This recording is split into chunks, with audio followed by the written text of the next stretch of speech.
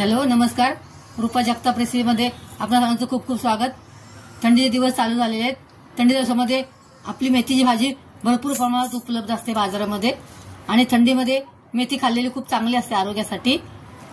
आज आपण मेथीची भाजी आपण हे तेल कढईमध्ये टाकायचं आहे. 2 चमचे तेल आहे.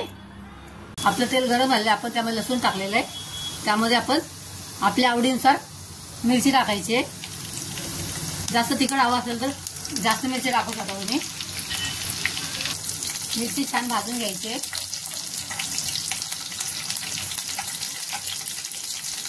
लसणाचा आपला कलर बदली झालेला आहे, गोल्डन झालाय.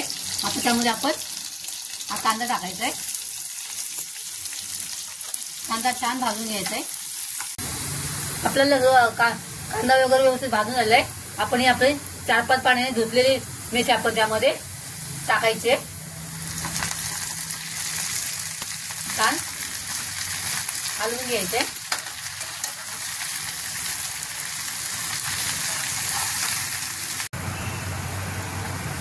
आपण अशी छान व्यवस्थित भाजी हलवून घेतलेली आहे.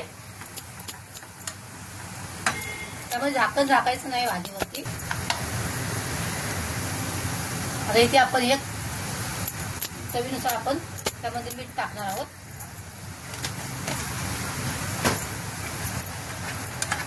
आणि छान परत एकजीव करायची. आपण यामध्ये लसूण चेचून टाकलेलं आहे. अख्खा लसूण टाकायचं नाही. जरा बारीक करून टाकलं म्हणजे छान भाजीला सुगंध येतो आणि चव पण छान लागते. आपण असं 5 मिनिटं ठेवून द्यायचं.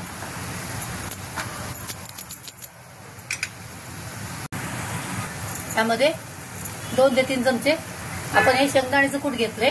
भाजून त्याची टलफरं काढून बारीक करून गेलंय. ते टाकायचंय आणि परत एकदा छान एकजीव करून घ्यायची भाजी. अशा प्रकारे बघा आपली मेथीची भाजी एकदम चमचमीत तयार झालेली आहे. मी इथे भाकरी बनवलेली आहे. त्या भाकरी बरोबर ही मेथीची भाजी